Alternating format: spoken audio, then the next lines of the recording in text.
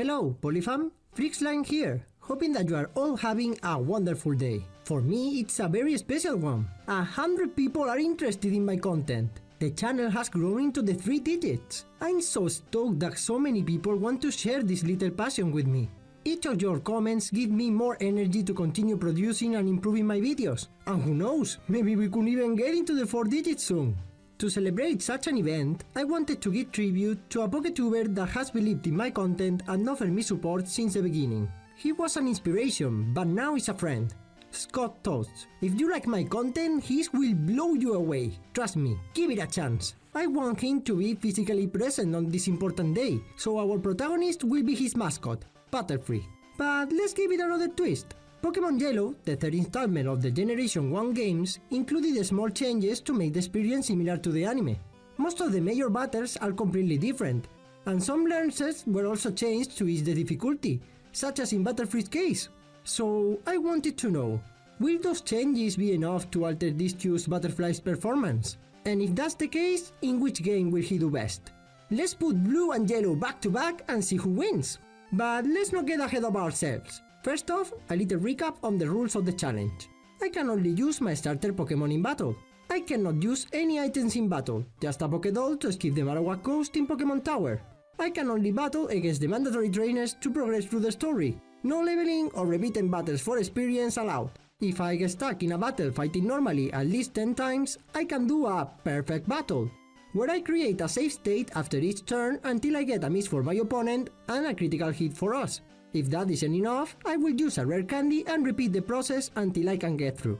If you like this kind of content, make sure to leave a like, subscribe for more upcoming challenges, share this video with a friend, and ring the bell so you are notified when the new video is on. With that out of the way, let's say goodbye. Not yet, you lazy bastard! Come back here, we have a challenge to beat! This video will feature the Margarine Donor, Brock's walkthrough choice and the believer of true love, Butterfree, the butterfly Pokémon.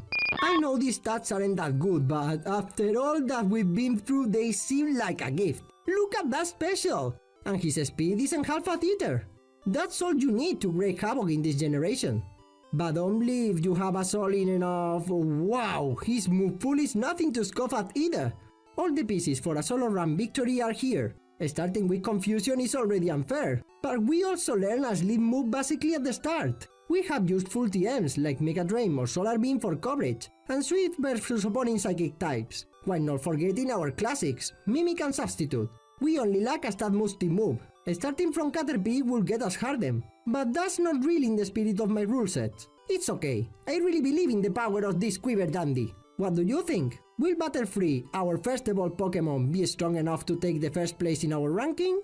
It surely has the potential. It's good for the algorithm, so put your predictions in the comments. Yellow's Butterfree starts out strong. We can only battle Flareon, but that's okay. He's the worst for us. But not yet, here he just died. I know Butterfree is especially built to defeat Brock, but we were severely underleveled. Look at how much damage that tackle did. We will need to fish for some luck to... Oh, okay, a critical hit? And Confusion? And he hit himself? What were the chances? We got to Onis with half health. He moved first, but after 5 turns, he just hit me once. Things got scary when he used Bind, but Butterfree dodged like a champ. I can't believe we actually won first try. Our luck was unbelievable. I really thought we were going to be here for a while. Could Blue Butterfree replicate this perfect start? Both have the same level and moveset, so how hard will it be? Well, it turns that a lot. There are 2 things going against Blue's Butterfree. Brock's Pokémon are 2 levels higher, and Onis has less moves, making him more likely to use Bite. We only have Confusion, so when he used it, we lost. We needed 2 things to succeed. To have enough XP after finishing off Udut, and for Onis to not hit us with Bite for 6 turns. After many attempts, we got this run. Udut only hit us once before we faced his ace. After angrily shouting at us, he went on the offensive with a powerful tackle. This is weird, but thank Lord Hillis he hit a crit. My heart stopped when he used tackle again, but he missed. That's 3 turns down. Could we get another 3?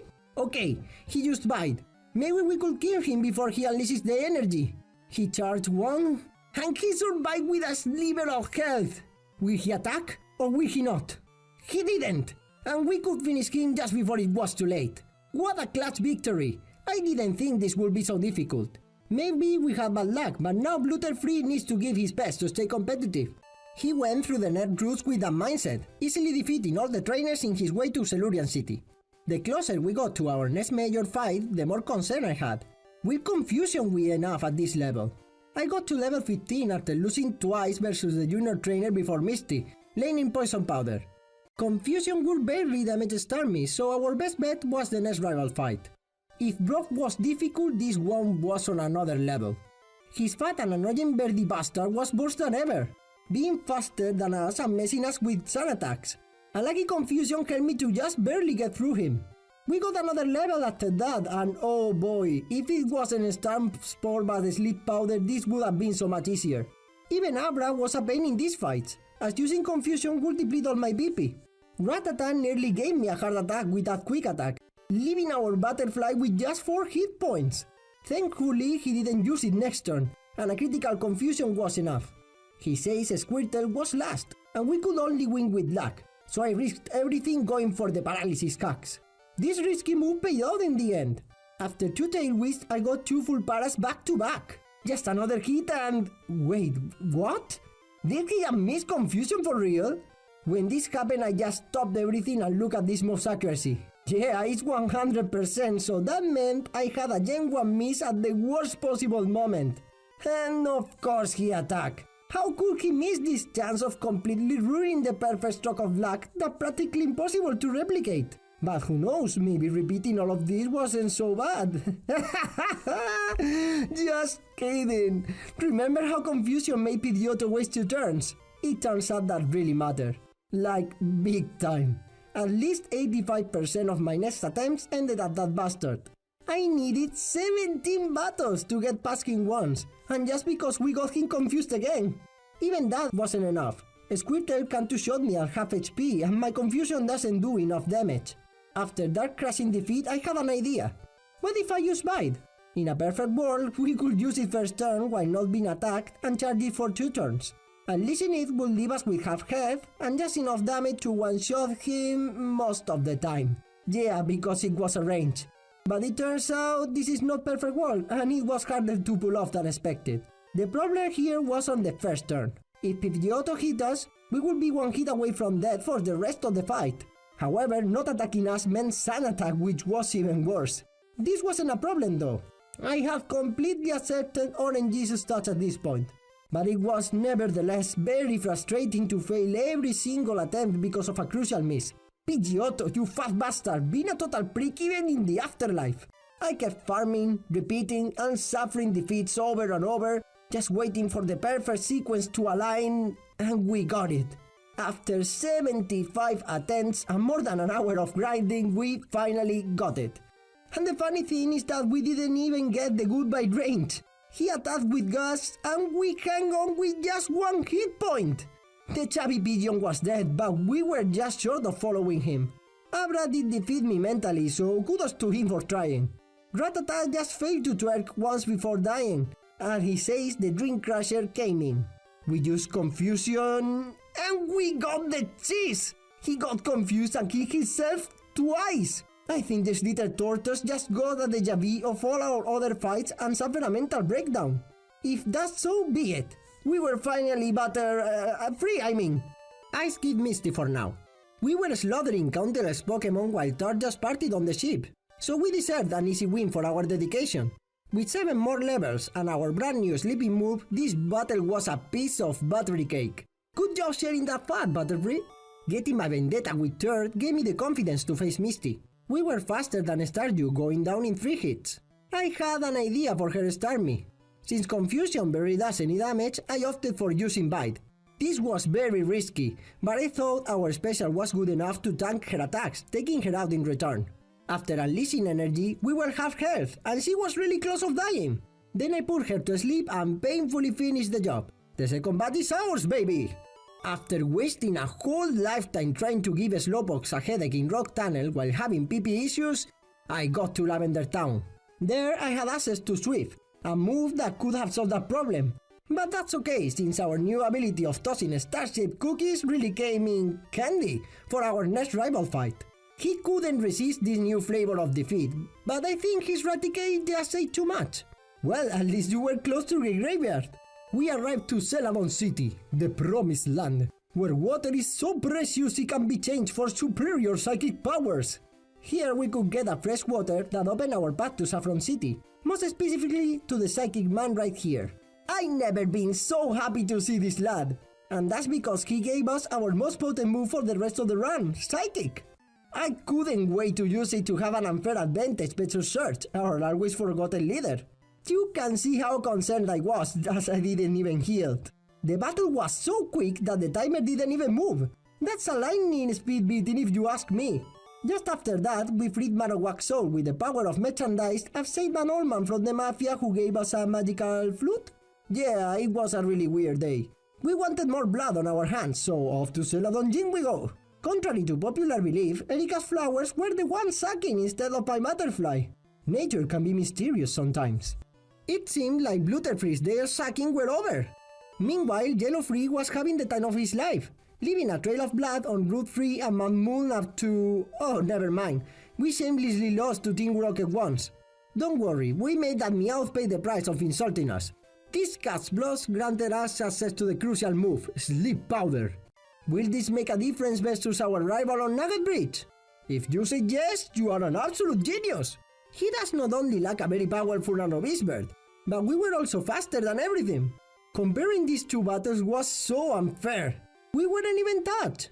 But who knows, maybe an unexpected danger awaits around the corner. Well, an under-level turn won't be that danger, let me tell you. I should have started feeling guilty, but honestly, it was about time we could pay back all the beating. Yellowfree, avenge your brother! Mystic wasn't an issue at all as well. We're still faster than Staryu, and this time I took the long approach with Starmie. It was boring but effective, just how you could imagine trying to give a starfish a headache would be. We followed the exact same path as with Butterfree getting to Celadon. If confusion was causing havoc, imagine how it went after upgrading it. Erika was the first victim of our new psychic abilities. It didn't go really well, for her I mean. Why does her have no fully evolved Pokémon? They sell Leafstones in her old city map for Asiu's sake. She deserved to lose. That's when I remembered this sack of experience existence. I didn't even heal, but who cares?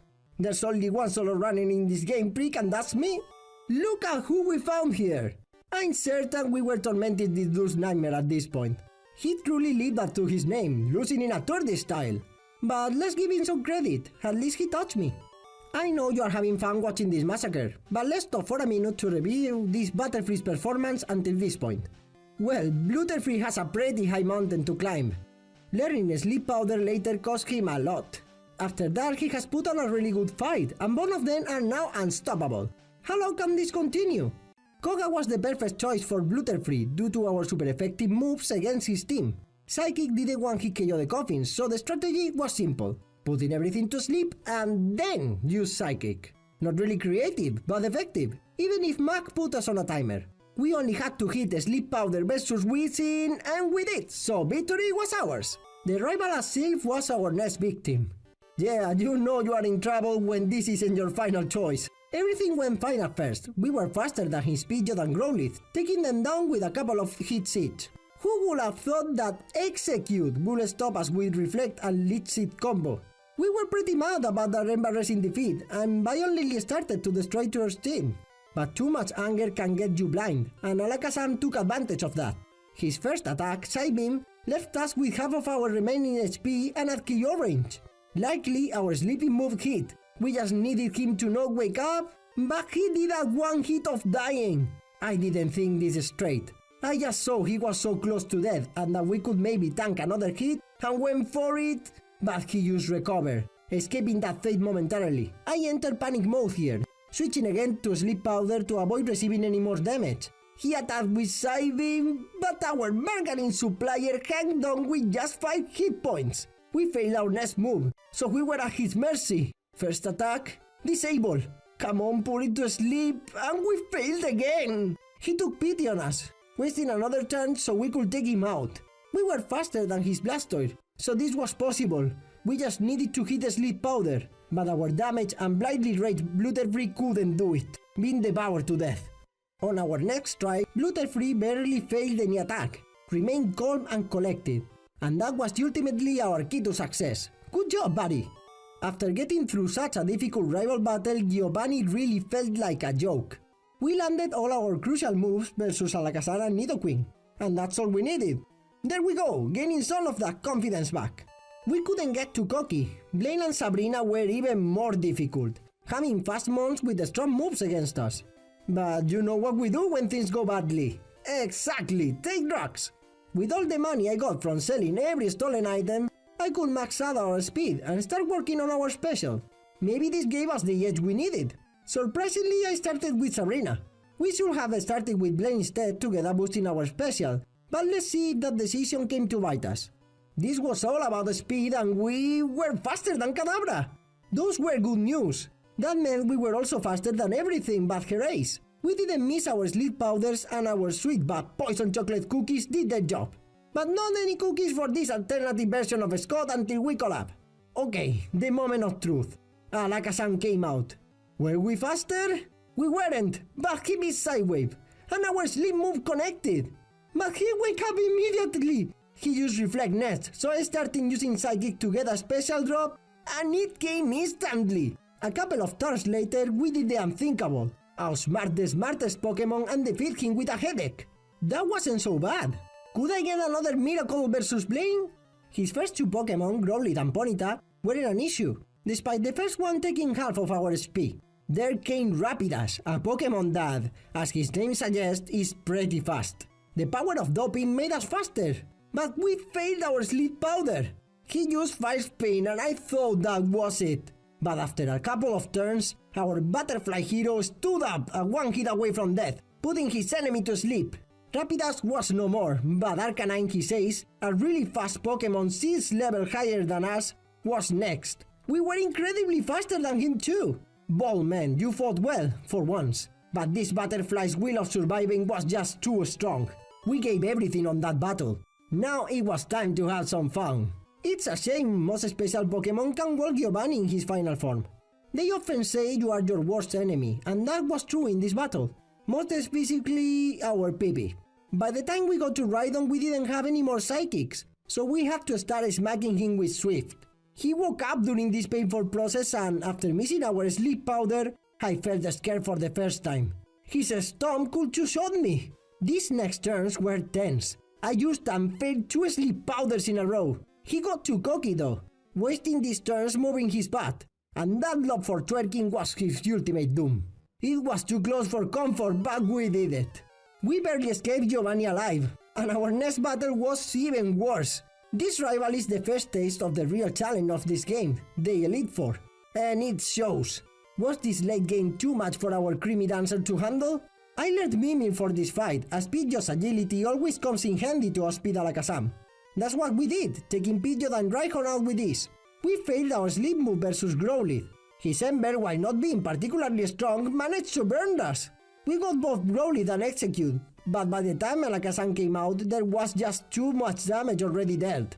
Even if I got 2 special drops in a row, we weren't just fast enough. Our next try started out really bad, with Pidgeot refusing to sleep and hitting us hard with 2 weak attacks. Our butterfree kept fighting, defeating most of Turf's Pokémon with Will alone. We didn't fail this time versus Alakazam. 3 hits were enough to end this misery. It was just Blastoise now. We were faster, used our sleep move, and failed. He didn't hesitate, Hydro Pump was all he needed. We were again defeated, but also closer to succeeding. Pidgeot struck hard, but only once before fainting. Maybe this reason won't be the one, but we kept going.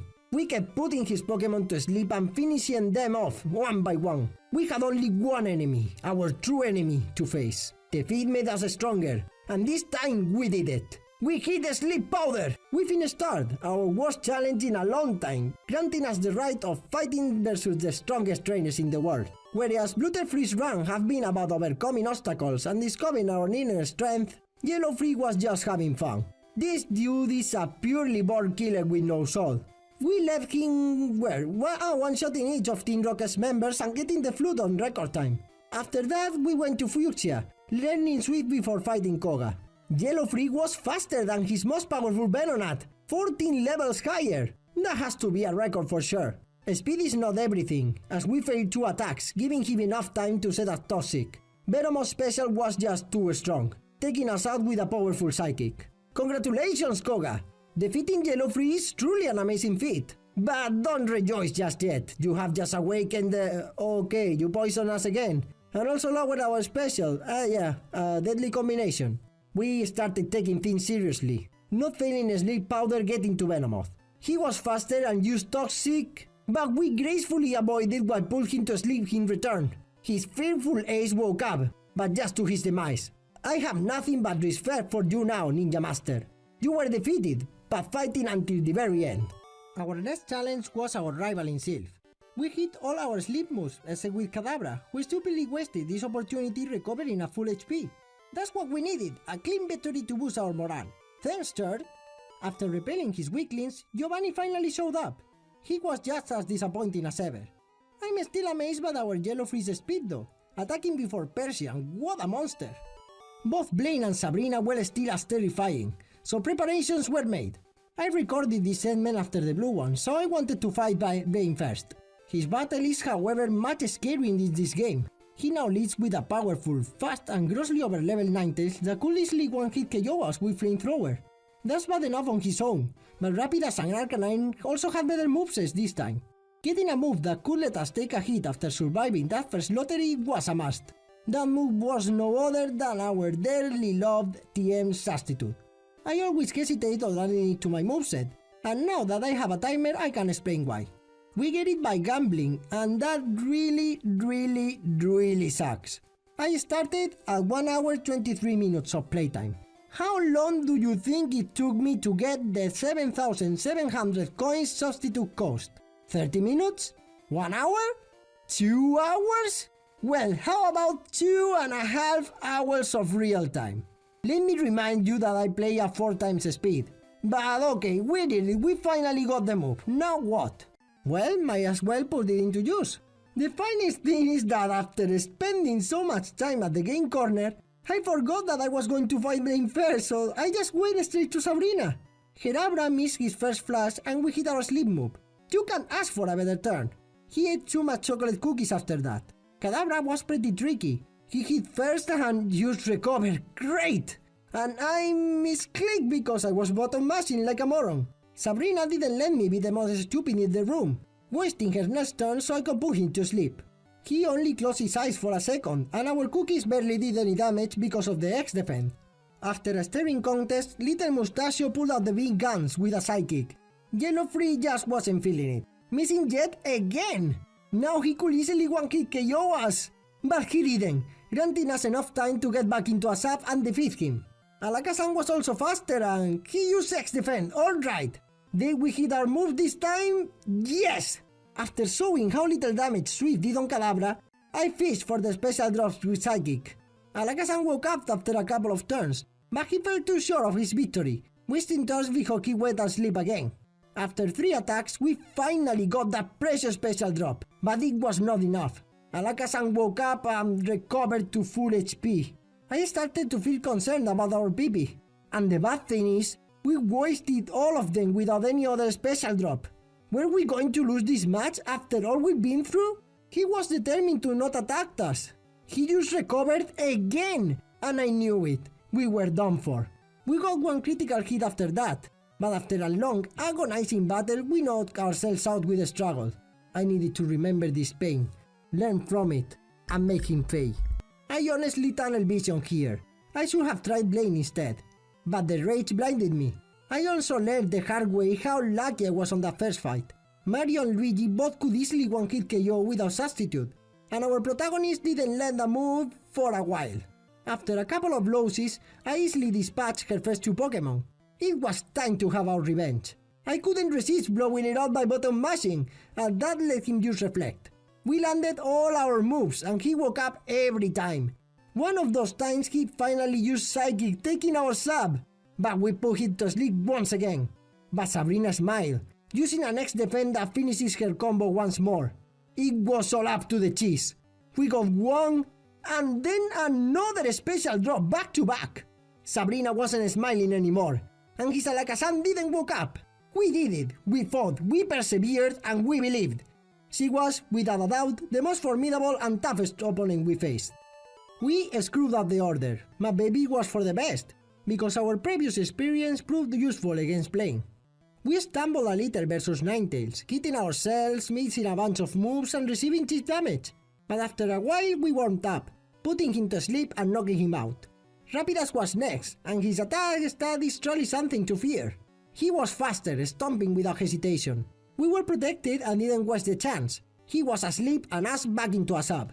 He didn't wake up after that, leaving us with his ace. A powerful, fast Pokémon 15 levels higher than us and with a type advantage. What could go wrong? We used the same strategy here, letting him hit us while setting our sleep powder. We didn't have any more subs, so we had to finish him before he woke up. The first Psychic was a critical hit with a special drop. Maybe there was a chance. The next one put him exactly at 2-hit KO range. Just 2 more turns, please! And we did it! Despite all the odds saying otherwise, Yellowfree proved me wrong. I still can't believe we defeated Blaine first try. After such a battle, Giovanni was merely a warm-up for their coming real fights ahead. I thought learning Mimi here was my best option. That was a mistake, and you'll see why later. It didn't matter here, as this man can't really be taken seriously. Duke Trio started out strong, using Earthquake versus a flying type. He also wasted his Pokemon's turn using Gaspex. Nidoking actually tried to hit us with Thunder, but we graciously avoided while taking him out in 2 moves. Rhydon was last, and I panicked a little when once again my PP didn't last until the end. He was at 1 hit of dying, so we mimicked Earthquake to finish him with his own move. We are so evil. There was only one thing between us and the lead for now, a pile of dirt. But Yellowfree was already prepared for him.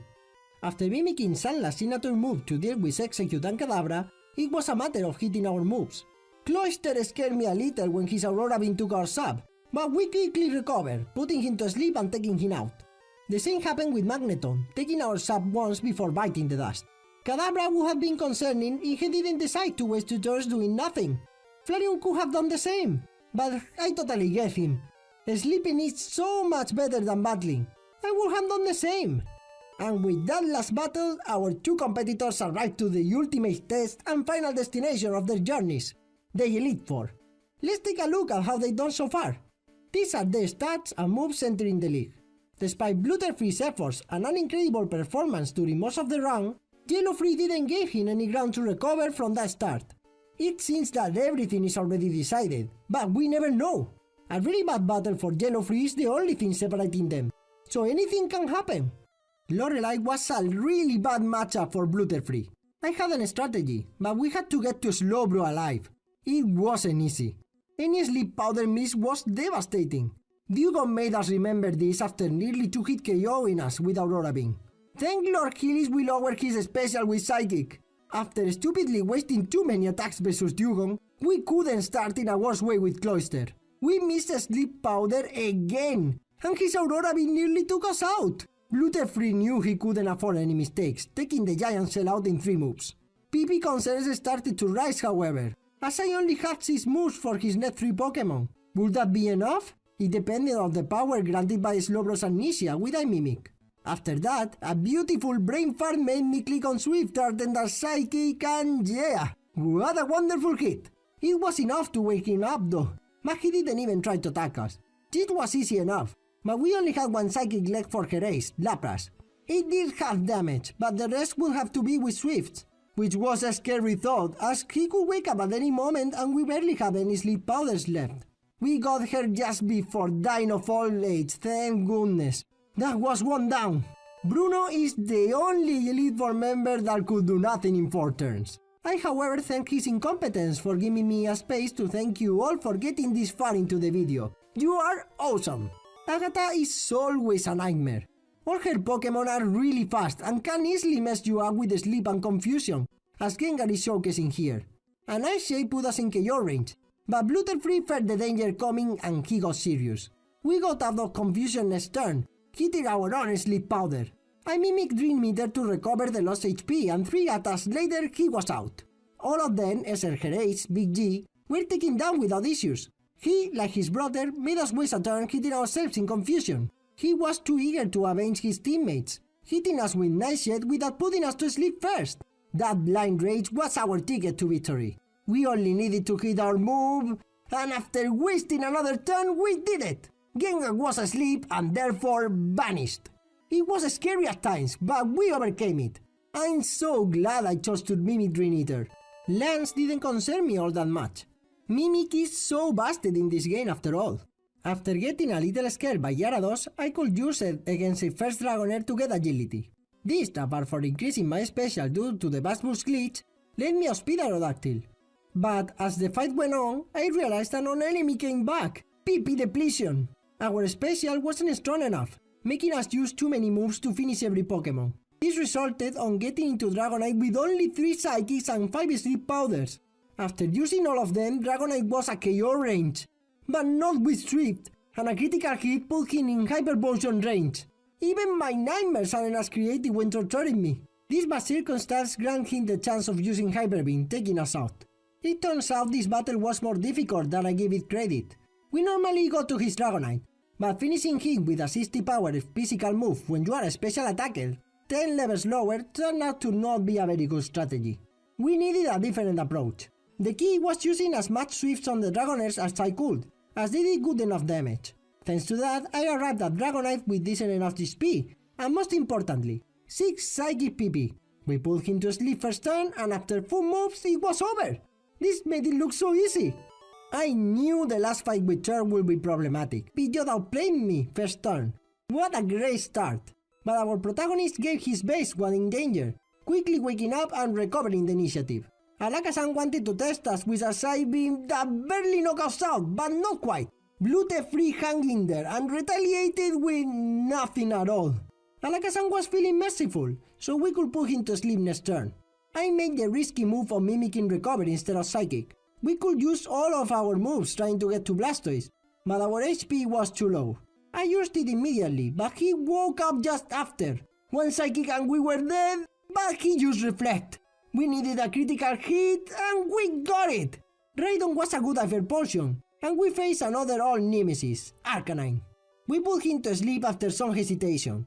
He was a wonking of death when he woke up, but it was too late. What? How in the world was he faster now?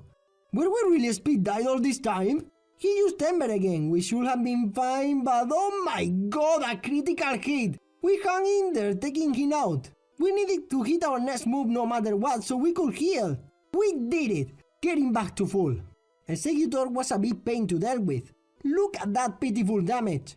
I was so nervous getting to the end of the fight, thinking that Turd could use any full restores and ruin my day. But he was too busy minding his own business to really care. With that, we finally faced his last Pokémon, Blastoise. Butterfree freed all this gutter frustration onto this poor little thing, scoring 2 critical hits that knocked out instantly. We did it!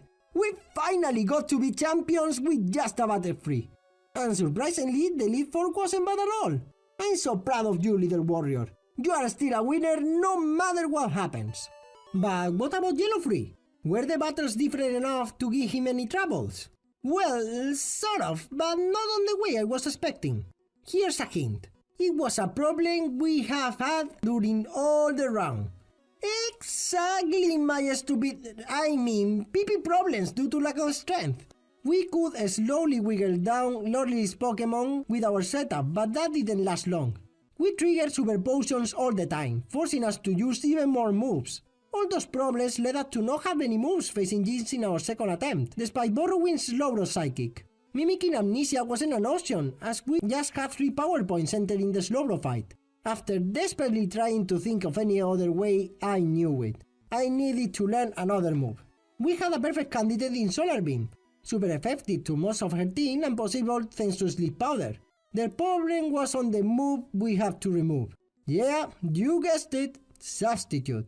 Which meant, oh no, anything but the casino nightmare again!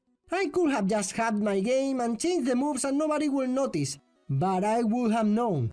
And I didn't want the gear to wake me up in the middle of the night. So yeah, I repeated everything again to get in the 7,700 coins.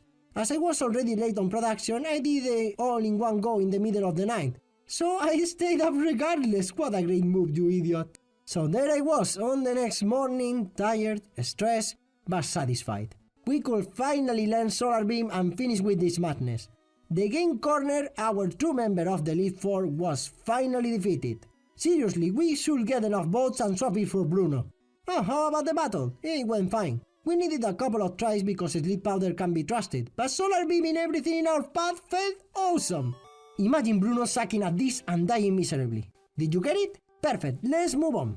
Agatha was next, and it was time to unleash the power granted by the casino gods. Lorelaine's substitute would protect me for both poisoning and confusion, but didn't guarantee us the win. Her first Gengar was really annoying, wasting my PP and my patience all at the same time. He got tired of screwing me over, pushing Gold back to receive an incoming Sleep Powder. He came back and used substitute for a third time, and when I thought I had it, he pushed another of his teammates again to receive the blow. Honestly, Agatha, how are you educating that poor bastard? He came out once more and I finally mimicked Dream. Oh no, his moveset is different now. Great.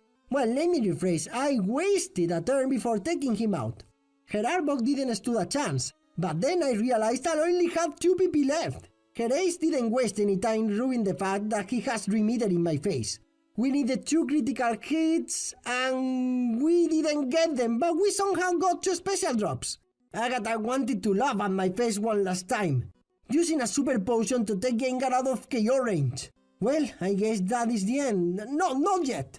We came here to fight, and there was a way. The cheesy way. Maybe he could hit himself in confusion enough times. He incredibly hit himself twice during the next turns, putting himself on KO range again.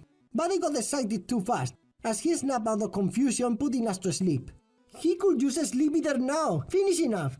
After wasting a couple of turns, he finally used it, and he barely got an HP back.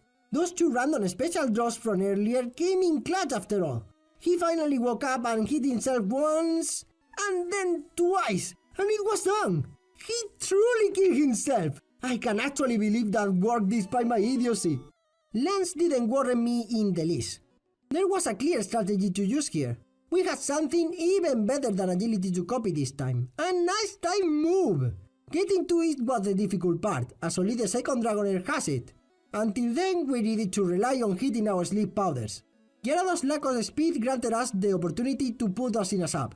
He should have been pretty tanky, but the game gave us 2 special draws back to back, making him a 4-hit. The first Dragonair may have not been assisted, but the one that mattered was up for a fight. We missed our Sleep Powder and he used our beloved Ice Beam against us. We missed again, and everything suddenly became pretty scary. But our Yellow Free didn't defeat all the other members to just die to a random snake. So he hung on and finally put him to sleep. That didn't last long though, just using our last substitute before waking up again. We were a 1 hit of death and without any cover. We need to hit every single move, and we did. Let's mimic the Ice Beam quickly. My concern only widened when Ice Beam didn't even 1-hit KO the Dragonair. Could we still do it? The answer is nope, Aerodactyl is just too fast. Okay, we need better luck versus the main Dragonair and everything should be fine. The start of the fight went the same way. Gyarados took all the BP he could and her first Dragonair just didn't exist. And there it was, our nemesis. We started alright, sleeping him first turn and getting into a sub. He woke up after that, using his signature move twice. We hit all of our moves after that, but we only had 1 substitute for his 2 most fearsome Pokémon. Aerodactyl took it. We need to hit this 1 Sleep Powder and we did! But everything done until that point could be in vain if his Dragonite was faster. He wasn't, and we hit the Sleep Powder first try. 2 Ice Beams later it was done for. There was only 1 more challenge to face, and that was Alakazam. Of course he was, hitting for super effective damage with the best move in the game and with such a special. But don't let that fool you. Why bother taking your opponents in a couple of hits when you could just make them fail off their attacks? I somehow took him out, but that luck wasn't going to last forever. We also had a Executor. Like, look at our pitiful damage with a Slash. It was just a matter of time that we failed 1 attack and yeah, the Palm Tree squashed us to death. It looked bad, but I knew that if we could get all our moves to hit, we had enough slashes to finish Executor. Alakazam took our sub off without hesitation, and we failed Sleep Powder again. After a turn of staring at each other, he finally used the dreaded Kinesis, but failed as well while we finally scored our sleep move. He didn't woke up after that, letting us put back into a sub before defeating him. Here came the run-ender, and the question remained. Did I have enough slashes? Our combo slaps and sleep moves seemed good enough, despite a jump scare at the end. Magneton was next, but after 4 psychics he was done. We weren't fighting third anymore, but our nemesis. Limited PP. Cloyster shouldn't have enough special, maybe we could 2-hit KO him. Oh no, it's a 4-hit? So there was no chance, so okay, a critical hit, that works. Could we close the fight with only 2 attacker moves left? It all depended on the damage of Psychic, and it was too low. Even after the slash, Flareon had half of his SP. There was no way for us to win, but I was stubborn. There was only one way to fight. So I started depleting all my moves, hoping I could put him to sleep before starting to attack, and most importantly, had enough HP to survive the recoil damage. We had no such luck, as we used our final sleep powder just before he woke up. He took our sub off, but we continued. We got him onto Red Hell and it seemed doable, but third used a full restore and that was it. Now I knew that Slash could deal with Aracas and Executor. It was just a matter of luck with our critical hits and Slash ranges. A special drop on Sandslash let us use one less move. Both Aracas and Executor stayed asleep. I decided to use all my Psychic PP between Magneton and Cloyster, as Slash did more damage to Flareon. Despite our good luck, we got to him with only 2 slashes. We were trapped in the same situation. Or were we? There was a key difference, our HP! As we were full HP, we had much more to work with. We had a very slim chance of success. It all depended on luck. We started depleting our moves again, and Flareon didn't want to die without a fight, waking up just after our last sleep powder. We used 2 struggles before he used 5 spin. He took our sub off, but not our will. Yellowfree got away from the flames, and with a final struggle, finished Flareon! It had to be like this. After all, this last part of the game was a struggle of its own. Both butterfrees weren't so different after all. I honestly can't think of a better way to end our journey. It was the perfect showcase of Butterfree as a Pokémon. Maybe a little weak for the late game, but with enough supported moves to compensate and give it a chance. Let's see how these performances leave each one of them in the score. Yeah, it's no secret that Yellowfree won in the end, it was not even close. I feel a little sad for Butterfree. It's sad as shame he started with a huge disadvantage due to his block level difference and his later access to Sleep Powder. But if we only consider the portion of the run when both of them had Sleep Powder, Butterfree would have totally won. His Elite Four performance in particular was pretty impressive, scoring half the resets Yellowfree needed. That was mainly because of AP constraints, but it goes to show you how much of a difference a couple of bad trainers could make in the score. This leaves Butterfree on the low middle of the ranking after Pidgey, which isn't so bad, while Yellowfree starts a new era with the best score of the channel so far. Well, that's everything for today. What are your thoughts on Butterfree after this run? Do you like this versus format or do you prefer the standard one? Do you have some cool memories using this Pokémon? Which one would you like me to do a challenge with next? Let me know in the comments. Thank you so much for getting to the end of the video.